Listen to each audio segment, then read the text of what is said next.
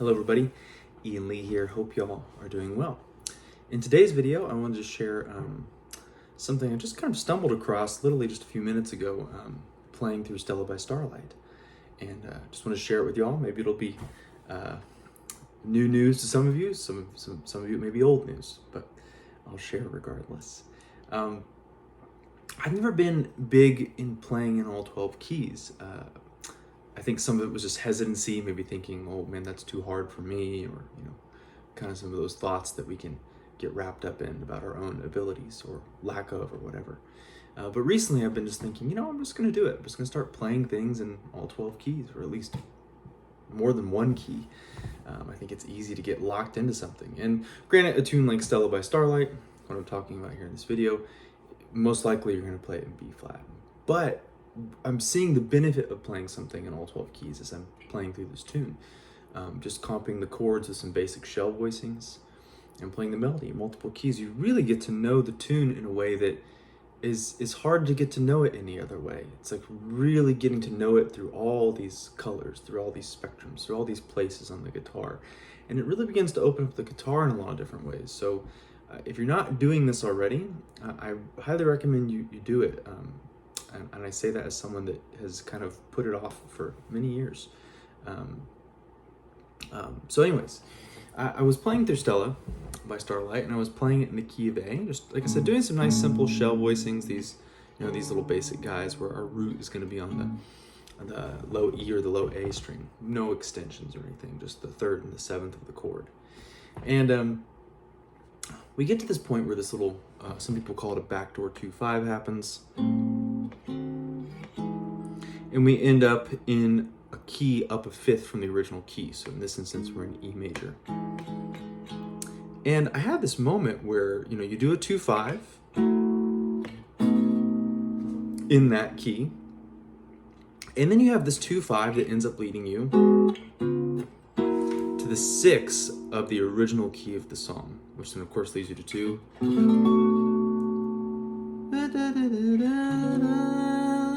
Back to 4 minor, not a dream. It was a really pretty moment in the song. I'm a sucker for 4 minor in a tune. It's a really beautiful sound. So, anyways, so we have this moment in the song, and there's a couple ways to look at this 2-5 that gets us to the 6.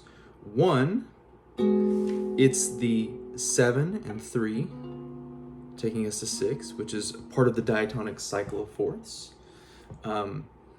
Also, something that just stood out to me in a moment was that it's another 2-5 just up a whole step. So here we are again. I'll kind of back cycle a little bit here. We're getting to this part of the tune where we are using this backdoor 2-5, as some people call it. We're in E major in this instance. I'll do this in B flat too, just for the heck of it. And here in a moment. And so from here we do a 2-5 in E major. And then we do this 2-5 that gets us to the 6 of the original key. Now, you could look at that as 7-3. There's nothing wrong with seeing that. You could look at it as a 2-5 that takes you to 6. But I also thought it was cool in terms of the symmetry of it. It's another 2-5 just up a whole step. So we have great symphonic theme, that's Stella by Starlight, and not a dream. To me, for some reason, I had never seen that it was another 2-5 up a whole step until I played it in A in that moment on the guitar. I don't know what it was that made that click for me, but it did. And there's the value in playing in multiple keys right there. What a neat thing. Maybe I would have learned that the other way around, but I'm not sure. That's how I learned it in that moment. So I think it says a lot about doing that kind of work, stepping into a song like that. And again, it's kind of like, getting to know somebody. You can't force that process. You just have to get to know them in all kinds of situations. You have to travel with them, eat food with them, cook with them, go on walks, go through adventures, go through highs and lows. I think that playing a song in as many keys as possible and in all over the fretboard is really what allows us to get to know the song and spend time with the song. And that's what really, I think about playing through a blues, for example. I can really hear a blues. I don't get lost when I play a blues. I'm not like, wait, what bar am I on? Because I can really hear it and feel it. It's something that's really deeply internalized.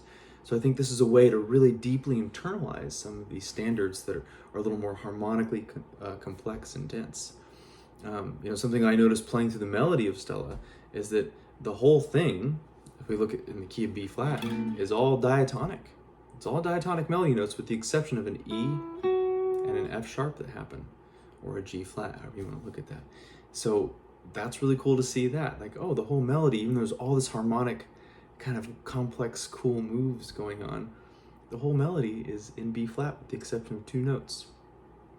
What a cool thing to notice about that tune. So really quick, just to be thorough, I'll go through that same thing I just talked about, but in the original key. So we're in B flat. The song, I'm just gonna do shell chords here. A robin sings through years of endless spring. The murmur of a brook at eventide. Here's that backdoor 2/5. Up to F major. And now we have to do a 2/5 in F that ripples by a nook. Where to lovers hide a great. I'd have to belt to get that note out. But anyways, I hope that is helpful to you.